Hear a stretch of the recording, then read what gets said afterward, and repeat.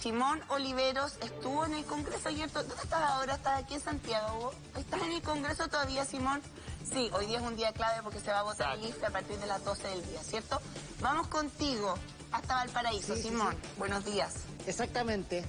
Acá estamos en el puerto principal, en la joya del Pacífico, en una jornada que fue sui generis, ¿sabes? Sí, porque ¿no? Había mucha expectativa por el IFE, por la cuenta pública, y yo coincido con el señor José Antonio Neme, ¿ah? No saben en qué se están metiendo con el matrimonio, sí, no es tan fácil, suena bonito, pero bueno, ya, eso es un tema personal. Pero efectivamente el día de ayer fue un anuncio, nosotros tuvimos la posibilidad de tener el discurso en papel.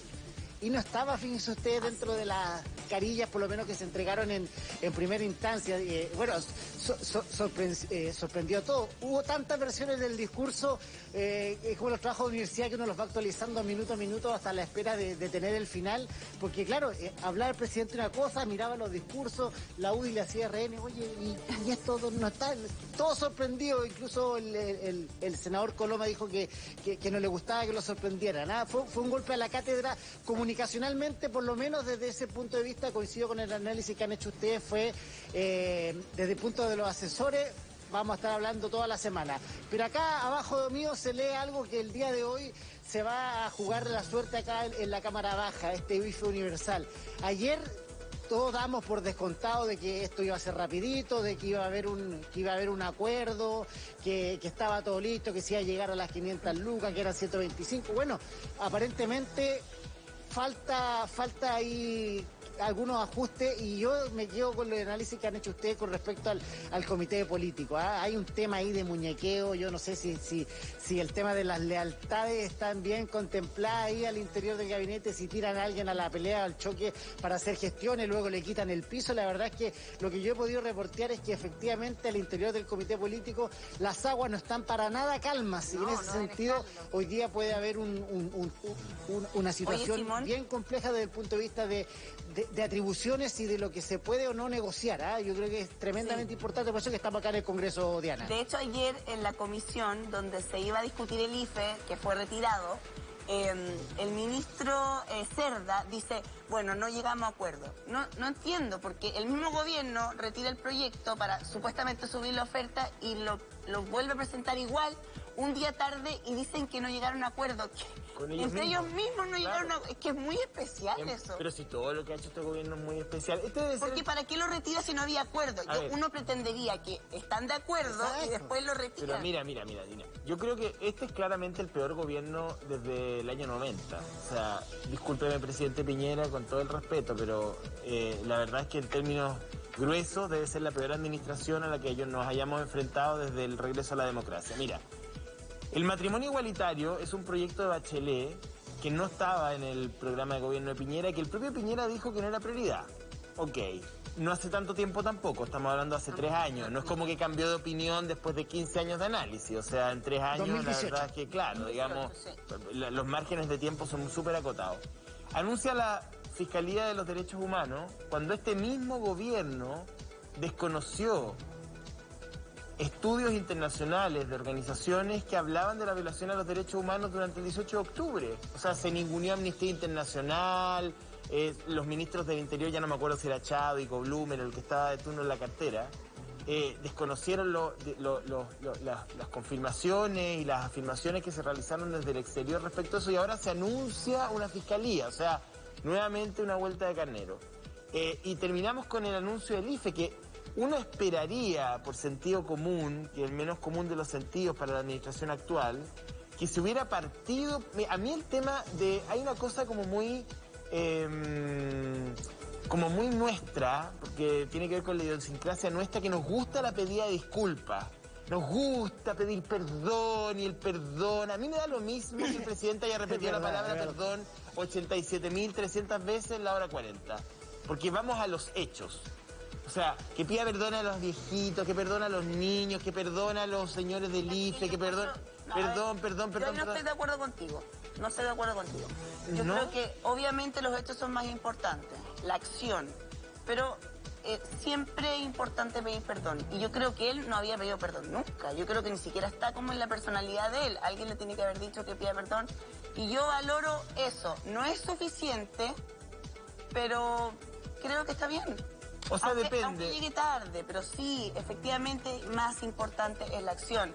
A un gobierno pero se le Diana, pide la acción. Perdón. Yo creo que está bien reconocer los errores, yo creo que es importante, pero en paralelo debería haber llegado al tiro junto una propuesta concreta para cerrar el tema porque la gente necesita Sí. la plata. Por eso te digo que atrasar la discusión del IFE un día y Pero, oye, poner el proyecto exactamente igual, me parece. Cortito, pero mira, vamos a ir con Simón, pero mira, pide perdón, dice, pongámonos serios, pide perdón, dice perdón a las personas que la ayuda les llegó tarde y en paralelo no mejoran el IFE Claro, no y da lo una dilatan. solución. Entonces, ¿cuál es el sentido del perdón? Eso es lo que te quiero Estoy decir. de acuerdo contigo. Simón, Tania. Pero tuvo Tania. una virtud. Tuvo una virtud. A ver, Cortito, tuvo Simón tiene una algo ahí. virtud el Sí, presidente el día Simón. de ayer. Que es primera vez que un presidente de la República en un discurso como este logra generar críticas de la oposición y de su sector. Tiene su virtud. Qué ¿Ah? verdad. Es cierto. Le dieron de Simón, todos vas lados. a tener ¿ah? que- Tienes razón, sí. Vas a tener que contar detalles, Simón, porque la bancada evangélica estaba, pero dijo, nos vino a pedir los señor Moreira. votos y ahora nos da la espalda. O sea, han estado muy enojados. Sí. El senador Moreira. Que lo de estuvo Arevalo. defendiendo aquí en Moreira. el programa, que lo estuvo Peinado para defendiendo atrás. todos los días. Oye, sí, ¿vamos a tener al senador Moreira o no? Sí, lo vamos a tener más ratito.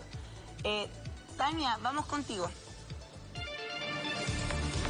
Sí, miren, porque nosotros estamos en Puente Alto, una comuna que, por cierto, tiene la mayor cantidad de casos activos de COVID. Estamos al límite acá en esta comuna, pero miren, nosotros trajimos algunas frases impresas del presidente, de la cuenta pública. Y estamos con Isabel, porque hablábamos fuera de cámara y la verdad es que la gente no está muy agradecida con lo que se anunció. Por ejemplo, mire, Isabel, yo le voy a leer una que ha sido de las más polémicas. Sin duda nos hemos equivocado. Muchas personas han sentido rabia, frustración por no recibir las ayudas que necesitaban en el momento oportuno. Y a ellos les pedimos perdón. ¿Qué opina usted de las palabras del presidente? El perdón no lo sirve, ¿no? ¿De qué sirve el perdón? Nosotros necesitábamos la plata antes que pasara todo esto. Ahora dan la clave única, hay que para más contagio todavía. Hacen como 2 meses que estamos en fase 1, no podemos salir para ningún lado, hay que pedir permiso para todo. Pero para usted eso como que no es suficiente. No es suficiente. Dijo lo mismo que sabemos todos los chilenos.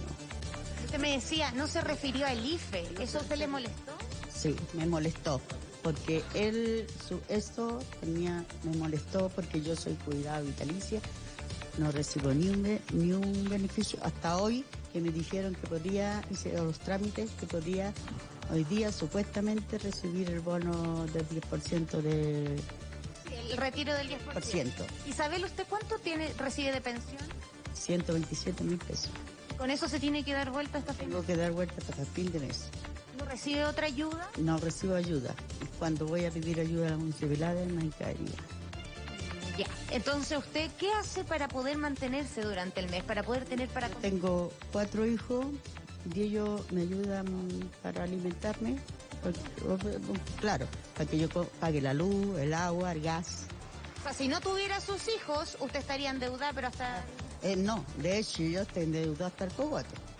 ¿En servicios básicos? En las cajas, en el comercio. ¿En las multitiendas? Todas esas cosas. Yo tengo mi casa, yo creo que con todo esto ya la casa me la van a... Usted dice que se la pueden quitar. Tengo miedo por eso, porque igual me esforcé muchos años en tener mi casa y que me la quiten ¿Usted acá de Puente Alto? de Puente Alto. Oiga, ¿y usted, por ejemplo, ha recibido el IFE? No, es que él estaba esperando eso que dijera el presidente ayer y no lo dijo nada. Supuestamente lo iba a decir hoy día. ¿Pero usted ha postulado? ¿Tiene registro social de hogar? Tengo registro, tengo el 40% de imputabilidad. ¿Y no ha recibido ni un IFE? No he recibido ni un IFE, ni uno.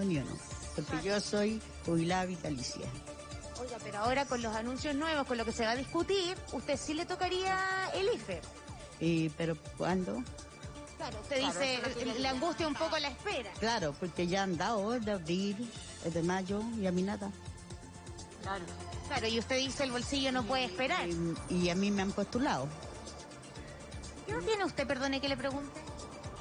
¿Qué opino sobre eso? No, ¿qué edad tiene usted? Yo tengo 61. 61. ¿Y usted qué opina, por ejemplo, que dice, fuimos ingratos con nuestros adultos mayores, no cuidamos como merecían los niños más vulnerables? Él hace como una reflexión un poco de cómo se ha sentido desprotegida la sociedad. ¿Qué cree usted? Mire, yo por los adultos mayores, él no ha hecho nada, porque yo voy a los hospitales y a ellos solamente le ponen el oxígeno, de ahí los dejan para que, y los hospitales llenos. Como que no hay un trato digno. No hay un trato digno para nada. Y aparte yo tomo un medicamento porque yo trabajé muchos años, soy enferma. Tomo mucho remedio por mi salud, por temas de salud, y la farmacia a veces no los tienen y son... Como que da miedo envejecer. Eso es lo que finalmente nosotros recopilamos en la calle. Vamos a seguir preguntándole a la gente qué opina de los dichos de ayer del presidente, chiquillos. Oye, es que además el caso de ella, bueno, como tantos otros casos que vemos todos los días, fíjate que está en el 40% más vulnerable y no ha recibido ni un IFE. Ya ha postulado y tiene una pensión bajísima. Entonces, esas son las cosas que uno no entiende. Claro, y desde ese lugar, el perdón del presidente, tal como dice la amiga ahí en el móvil, pierde fuerza. O sea, Es que tiene que venir acompañada con una ayuda concreta. Yo estoy de acuerdo contigo. Por sí solo no basta, 100% que los gestos son importantes, y los gestos políticos sobre todo son importantes, en especial en un año como este y en un gobierno como este. Pero la verdad es que la sincronía, o sea, ¿qué quiero decir con la sincronía? Quiero decir con las cosas que ocurrieron el día de ayer en paralelo. La verdad es que cuando uno las combina era la peor ecuación. Entonces, el presidente pedía perdón a la tercera edad, pedía perdón a la gente que no le llegaba la ayuda, y en paralelo no llegaban a un acuerdo para el IFE. Lo retrasa la discusión. Por una parte. Sí. Tenemos una situación crítica a nivel de salud pública, tenemos una situación crítica a nivel de seguridad social, no tenemos sistema de seguridad social. Yo entiendo el matrimonio igualitario, a mí me encantaría, de nuevo van a decir, mira, si yo sé cómo son, van a decir, Neme se pica porque no tiene pololo. Pero, sí, porque así son. O sea, así son. Quizás hasta hoy día... Pero si tú siempre has dicho que no te quieres casar, que no te interesa. Eso es lo que has dicho siempre aquí en este programa. Pero en el fondo, fíjate que sí me quiero casar. Ah, ¿viste? Ya. Bueno, que ahora me pero mira, quiero volver a lo de la reforma provisional, porque eso, efectivamente, no hizo ni un anuncio de eso. Y eso es lo más importante hoy día, esa es una prioridad. 2 años lleva o más lleva dormido ese proyecto en el Congreso y eso es fundamental. Vamos con Guillermo Larraín, que está con nosotros ya, él es economista, hemos conversado con varios economistas esta última semana. Es interesante tener las distintas miradas, digamos, de la política pública en materia económica, que es tan importante en un momento de pandemia. Guillermo, ¿me escucha? Buenos días. Sí, hola, ¿cómo estás, José Antonio? Gusto en saludar. A Diana y a Paulina. Hola, Guillermo, buenos días. Bien, pues, Paulina, aparte usted. ¿Cómo estamos, Guillermo? Nos sorprendió mucho. Yo creo que estaba escuchando a la señora que hablaba. Y ayer cuando habla el presidente y no escuchamos respuestas concretas y en paralelo en el Congreso tampoco se llegó a acuerdo y la gente está esperando. ¿Por qué crees tú la demora, habiendo posibilidades de cerrar un acuerdo en este minuto, Guillermo? Bueno, yo creo que porque este gobierno ha tenido desde el principio un problema ideológico con la forma como enfrentaba esta pandemia. Si tú te recuerdas, hace un año atrás se estaba hablando de focalizar, de que había un ingreso máximo potencial que podía ser de 65.000 pesos, pero había que cumplir una serie de requisitos, y de a poco se fueron dando cuenta, muy lentamente, que había que tener un enfoque mucho más universalista, precisamente porque la naturaleza de lo que estamos viviendo le pega a todo el mundo. Esto le pega tanto a la señora que tiene su renta vitalicia, como al pequeño empresario que está al lado, como a los grandes empresarios también. A todo el mundo le pega, no es que no le pegue a nadie. Entonces, esto requería en su naturaleza un enfoque bastante universalista, pero partieron al revés, partieron haciendo mucha focalización y de a poquitito fueron soltando la mano. Hoy día se está hablando de un IFE que ya casi cumple los requisitos universales, todavía no, pero tiene un costo fiscal efectivamente bastante grande. Y como partieron al revés, porque partieron haciendo una política muy focalizada, esto generó esta demanda gigantesca por por el retiro de fondos de pensiones. Entonces hoy día no es que no haya plata, hay plata, pero el fisco es el que se ha ido poniendo tarde, pero precisamente por un problema ideológico que no lo han podido zanjar, y hoy día están con una duda porque quieren terminar el gobierno con las cuentas fiscales más o menos ordenadas, y les va a costar, efectivamente. Pero hay que mezclar aquí política y economía, Guillermo, porque la gente está esperando esta plata hoy día, la estaba esperando ayer, estaba esperando un gesto concreto ayer y no llegó, y por otro lado están los diputados, como el diputado Urán, que siguen pidiendo sacar el cuarto retiro, y incluso Pamela Giles el quinto. Entonces seguimos con respuestas tardías desde el punto de vista económico. O sea, sí, yo creo que ayer hubiera sido ideal que se hubiera dicho de una vez por todas que se zanje el tema del IFE y se anuncie un gran acuerdo con la oposición, cosa que efectivamente no llegó porque todavía hay diferencias ahí. Uno hubiera esperado, claramente acá hay un problema de gestión política, porque por un lado no se llega a ese acuerdo que efectivamente la ciudadanía requería, y era un anuncio que de sentido, y por otro lado se anuncia esto del matrimonio igualitario, que claramente no fue conversado en la interna. Entonces sector, claramente claro, es un gobierno con un problema de gestión política muy serio. Guillermo. Pero más allá de eso, yo creo que acá lo que urge es efectivamente implementar esto del IFE luego. Yo creo que hay un problema de entender lo que dijo la señora recién, ¿no es cierto?, de que acá hay un tema de oportunidad. El gobierno dice, no, sé que hemos gastado 20.000 millones de dólares. Claro, pero si llego 20.000 millones de dólares 6 meses tarde, claro, eso es, sirve de poco. O sea, acá la gente tiene que comer todos los días. Entonces, el problema de oportunidad no lo han logrado manejar bien. Y lo vemos todos los días, como el caso de la señora que acabamos de ver, con una pensión bajísima, creo que era 150.000 pesos. Ella 127. No había recibido ni un IFE hasta ahora. Entonces, la pregunta que se hace es, ¿quién recibe esa ayuda, que son estos miles de millones de dólares de los que habla el gobierno? Te quería preguntar por la diferencia en la que hoy día está entrampada la oposición con el gobierno. El gobierno propone la línea de la pobreza, la oposición propone un 30% más. Tú que eres economista, ¿crees que es realista lo que pide la oposición? ¿El gobierno podría ceder y llegar a un IFE universal de las características que ellos plantean? Bueno, hay que recordar que la idea de que el IFE que llegara a la línea de la pobreza o superara la línea de la pobreza es un planteamiento de la oposición. Claro, un planteamiento de la oposición a la cual después de mucho ida y venida el gobierno accede. Entonces, el argumento de la oposición es que como llega tarde, se fueron acumulando problemas. Gente que ha tenido, qué sé yo, o que vender activos, o ha tenido que endeudarse. Mira, yo creo que acá hay un espacio y la necesidad de la gente reclama utilizar el espacio de negociación disponible, y yo creo que eso tendríamos que hacer un llamado a que se resuelva luego esta cuestión. Yo creo que estamos relativamente cerca y tendrán que sentarse a que esto se pueda superar luego.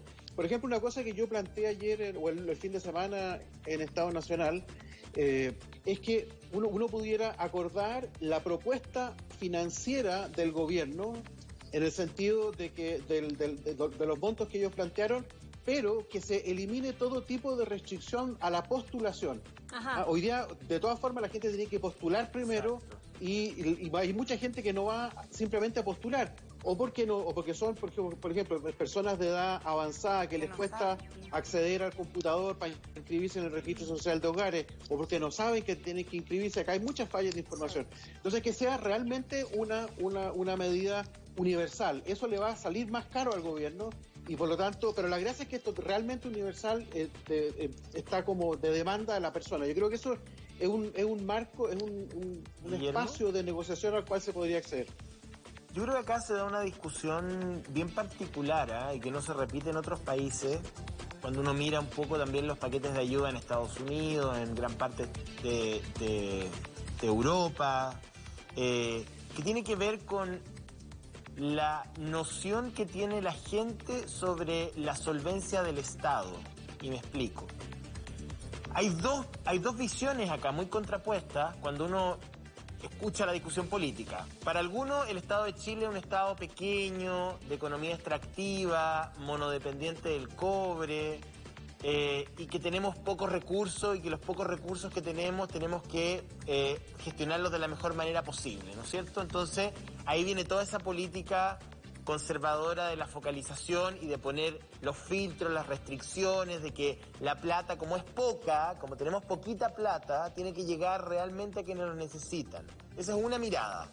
Y luego escuchamos a otro sector decir que no, que aquí hay línea de crédito a bajo costo, que hay ahorros en el extranjero, que Chile todavía tiene una capacidad de endeudamiento responsable, que la plata está, pero está mal distribuida, que la plata está, pero está mal gestionada.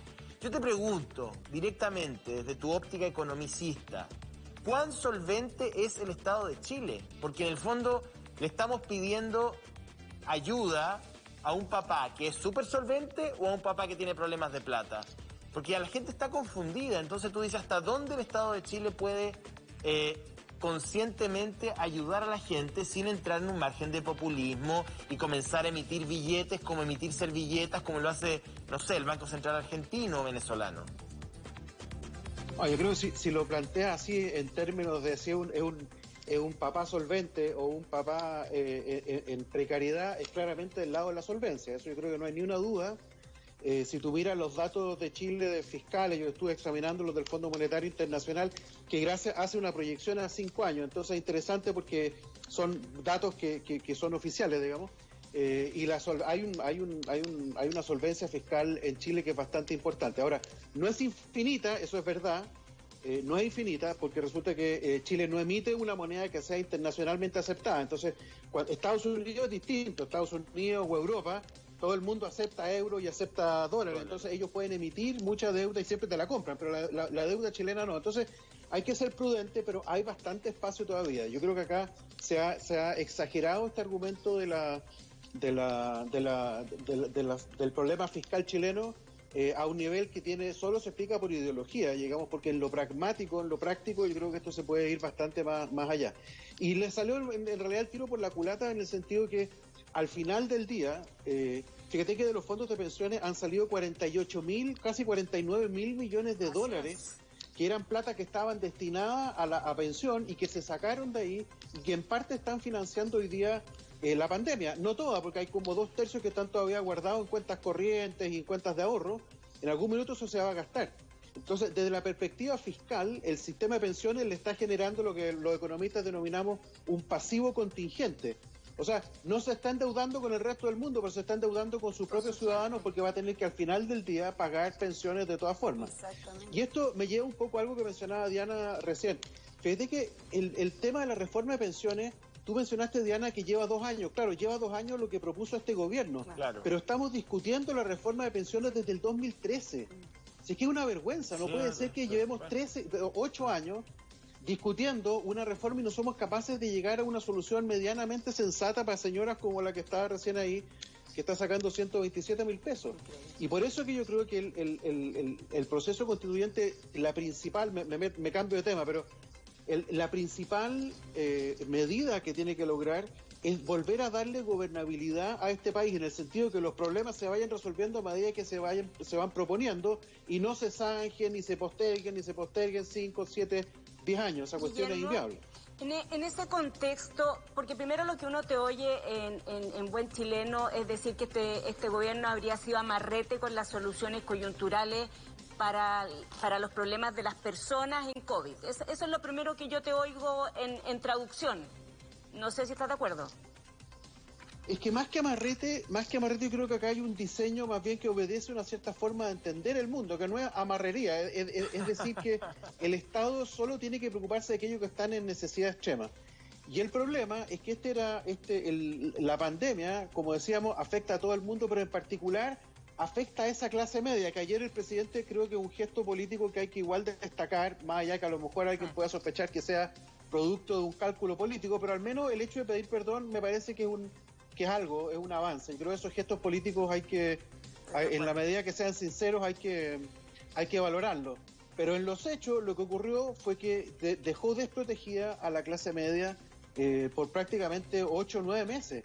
Y esto no son 8 o 9 meses, es gente que tenía que alimentar a sus hijos, pagar cuentas, entre ellas cuentas que antes no se sabían que eran tan relevantes como las cuentas de Internet, por ejemplo. Los niños ahora para poder ir al colegio tienen que tener Internet, si no, no hay colegio. y resulta que había que estar pagando eso, había que estar pagando otras cosas, etcétera. Entonces, yo creo que acá hubo un error que está entre una mezcla de una ideología que los lleva por el camino de la focalización antes de los mecanismos universales, eso por un lado, y por otro lado, un error que ahí no es tanto, digamos, no sé si culparlos tanto, porque acá se han cometido muchos errores en muchas partes del mundo porque era un shock nuevo. Claro. Por ejemplo, yo estoy enseñando hoy día en la Facultad de Economía y Negocios de la Universidad de Chile, en el curso introductorio, y estoy pasando una materia que no se pasa nunca en economía porque como que no existía este shock dentro del catálogo de las cosas que uno tenía que enseñar, y de repente hay que enseñarlo. Entonces, es verdad que hubo un problema inicialmente de errores de diagnóstico que, como te digo, en esa parte yo no los culpo demasiado porque efectivamente hubo muchos errores de diagnóstico de mucha gente, Guillermo, porque era demasiado novedoso lo que estaba pasando. Lo que tú dices es súper interesante porque hasta esta pandemia el dogmatismo neoliberal decía que el mercado lo solucionaba todo. O sea, la curva de oferta y demanda tendía a distribuir los bienes y servicios de manera eficiente, que el Estado no tenía que intervenir en aquello porque la dinámica del mercado era suficientemente sabia al estilo Smith para poder asignar bienes y servicios, que el crecimiento y la riqueza iba a chorrear en algún momento, los salarios reales iban a crecer en la medida que el país crecía, en fin. Entonces, mientras el mercado no se viera afectado, la verdad es que todo estaba más o menos en el camino de la eficiencia y cualquier situación se podía corregir. Pero ¿qué pasa cuando el mercado no puede operar? Porque la pandemia lo que hizo fue congelar el mercado. No se puede abrir, no se puede vender, no se puede distribuir. Y ahí la economía no tuvo respuesta. O sea, ante un evento como este, que probablemente un parangón podrían ser las guerras mundiales, que esos son, digamos, sucesos así planetarios que generan paralizaciones del mercado en términos importantes. Pero esta pandemia detuvo la dinámica de mercado. O sea, no había posibilidad de vender, no había posibilidad de comprar, para ser súper claro. Y desde esa óptica, ¿quién asegura la sostenibilidad de las políticas? Claro, ese es exactamente el punto. La economía es un flujo circular de dineros y de bienes y servicios que se van moviendo. Yo te presto un servicio a ti, tú me pagas por el servicio, y yo con eso le pago a Diana otra cosa y a Paulina otra cosa. Entonces es un flujo circular. Y esto se detuvo precisamente como tú dices, y esto, la única forma de poder reequilibrar un esquema que está detenido artificialmente por la pandemia es que alguien le introduzca dinero que otros no están produciendo, y eso desgraciadamente es el Estado. Es una cuenta súper cara. Yo creo que en esto tenemos que tener claridad. Es muy caro, pero lo mismo le está pasando a todo el mundo. O sea, hoy día a las 12:30 hay un seminario muy famoso que los economistas vemos regularmente, y justamente el debate es precisamente eso, es cómo vamos a salir del problema de endeudamiento que todo el mundo está viviendo. Y entonces hoy día, por ejemplo, el Fondo Monetario Internacional está discutiendo una forma de hacerle llegar recursos a los países más pobres para que puedan sanear sus cuentas públicas, porque los países más pobres también están endeudados, menos que Chile, menos que Estados Unidos, menos que Francia, pero endeudados igual. Y va a haber que a ellos ayudarlo, porque si no, no van a poder manejar su crisis fiscal. Los países desarrollados, como ya lo decíamos, tienen más margen porque emiten una moneda que es de aceptación universal. Nosotros estamos como el jamón del sándwich, no somos tan pobres como los países africanos, no somos tan ricos como los países desarrollados, entonces tenemos un margen de maniobra que hay que saber utilizar y que no hemos utilizado. Y aprovecho de decirte una cosa que lo mencionaron ustedes. Yo estoy totalmente en contra de utilizar para estos efectos los fondos soberanos. Los fondos soberanos son fondos soberanos que se acumularon durante muchos años, producto de que había precios del cobre muy altos, es una especie de tesoro preciado que Chile tiene que tener a la mano para cuando el mundo, cuando los mercados financieros internacionales estén secos, cuando no haya dónde ir a emitir deuda. Hoy día ese no es el problema, hoy día Chile puede emitir deuda. Porque la deuda es barata hoy día, Guillermo. Es más cara que hace un año atrás. Hace un año atrás podría endeudarte a cero, hubiera sido ideal el año pasado haber emitido mucha deuda, no se hizo. Por el contrario, se ha ido disminuyendo los fondos soberanos, y creo que eso es un error. Es un error precisamente porque ese es un activo estratégico. No es solo para pagar la cuenta. para pagar la cuenta. Si te están ofreciendo endeudarte a cero, endeudate a cero, pero ese activo estratégico hay que protegerlo. Y en ese sentido el tema de los impuestos que se ha discutido tanto, porque ya tú dices, no toquemos esa platita que es como la plata que el país tiene ahorrado, ¿cierto? En términos simples. Endeudémonos, pero también el fisco necesita recaudar más plata a través de los impuestos. ¿Cuáles impuestos de los que se están discutiendo hoy día crees tú que es una buena idea y cuáles crees que no es tan buena idea? Mira, yo creo que hay toda una discusión que es muy importante en materia tributaria. A nivel internacional hay bastante coincidencia, de los países desarrollados, hay bastante coincidencia de que el problema en parte va a tener que ser financiado por las rentas más altas y las multinacionales. Yo creo que Chile va a tener que hacer parte de ese esfuerzo también. Se está discutiendo, por ejemplo, hoy día el presidente Biden propuso esto de tener un acuerdo internacional para que el impuesto corporativo suba a un 21% a nivel internacional. Chile debiera subirse activamente a ese debate y apoyarlo. A Chile le conviene mucho ese debate. Hay que apoyarlo porque porque el típico temor de cuando uno sube el impuesto a las grandes fortunas o cuando sube el impuesto corporativo es que el capital se vaya. Pero si está subiendo en todas partes, entonces no tiene dónde irse. Exacto. Es una buena idea. Chile tiene que subirse activamente a eso. Después, hay toda una discusión sobre exenciones tributarias.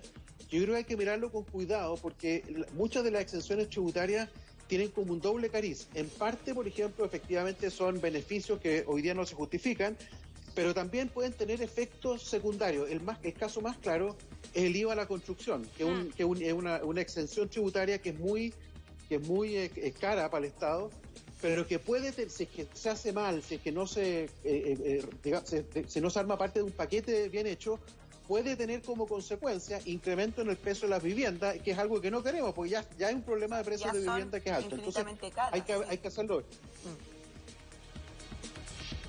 Guillermo, bueno, te queremos agradecer por tu tiempo y por tu claridad para explicarnos las cosas.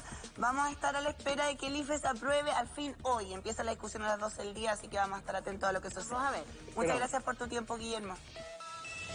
Muchas gracias, Paulina. Chao, Diana. Chao, José Antonio. Chao. Nos trasladamos a la calle. Me dijiste Danilo Villegas. Vamos contigo. ¿Dónde estás, Danilo? En Rancagua. Así es, Diana, estamos nosotros en la comuna de Rancagua porque mañana acá se vuelve a cuarentena y hay una larga fila acá en el Chile Atiende viendo el tema de la clave única justamente por el tema del permiso de movilidad. Pero estoy acá con doña María, ¿cómo está usted?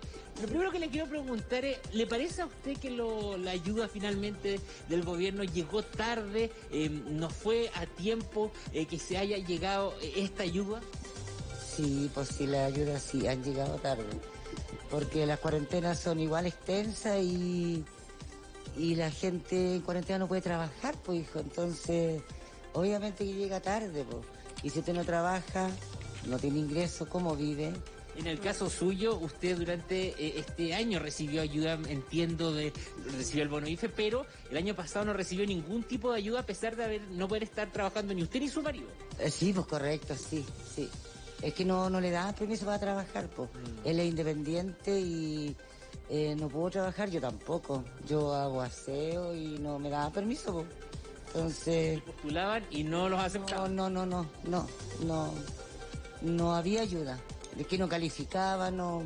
De que esa parte uno no le entiende cómo ellos recaudan los datos para calificarnos. Ahí no entiendo esa parte yo, pues. Y mucha gente, pues si no solo yo. Si usted se da cuenta, muchas personas han quedado fuera y yo creo que el reclamo de toda la ciudadanía, pues si no solo acá, en muchas partes. Oiga, ¿le puedo preguntar cuántos años tiene usted? 64. 64. No se le pregunta nada. No se le pregunta, ¿no es cierto? Sí, pero no le cuenta a nadie que le pregunte eso, ¿ya? Oiga, y con 64 años... es más difícil todavía este tema de tratar de salir adelante si no hay ningún beneficio. ¿Usted siente que también no se ha tratado con dignidad la tercera edad? Sí, pues también. Bueno, a mí me falta poquito, pero sí, también, pues. Porque la ayuda a los adultos igual ha sido complicada, pues. Es poca, encuentro yo, es muy poca, es baja. Sí, pues sí, es verdad. Sí, hay que ser realista, hijo, ¿o no? Por supuesto. Oiga, ahora usted recibió, un bono, me decía, y su marido también, el bono IFE. Sí, ese sí, pero anterior no. Oiga, y se transforma esta ayuda finalmente, es fundamental también para la casa, para salir adelante. ¿Con cuánto usted hoy día con cuánto están viviendo en su casa con su hija para poder seguir adelante? Bueno, En tres, ¿verdad?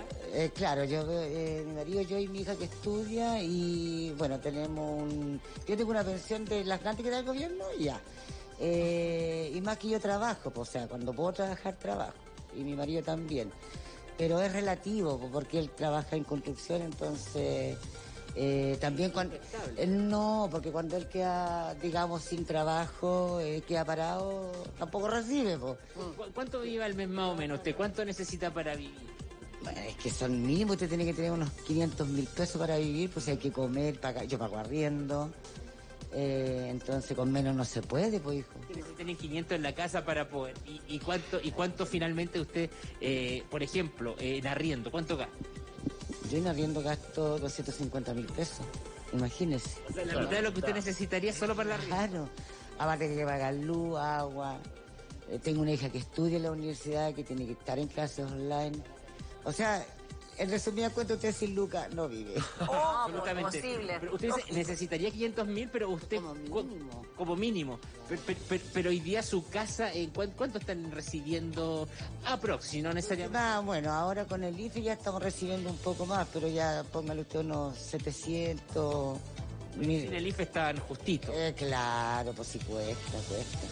Porque todo está caro. Aparte de eso, imagínese... está la vida en este tiempo de la pandemia y subieron el gas, los supermercados subieron todos los productos. Entonces también ahí es otra cosa, po.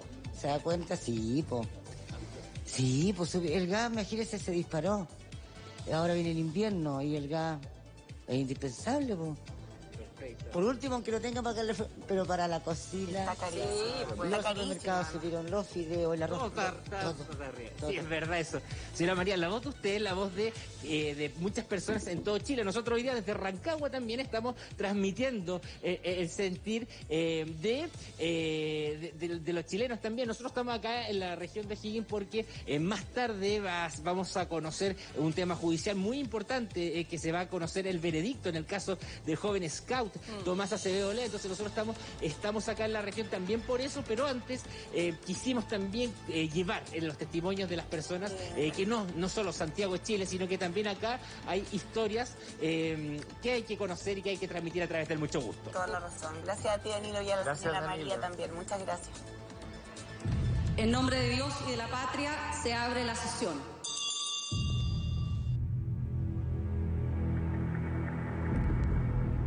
Sin duda, nos hemos equivocado. Muchas personas sienten rabia y frustración porque no siempre recibieron las ayudas que necesitaban en el momento oportuno. A ellos les pedimos perdón.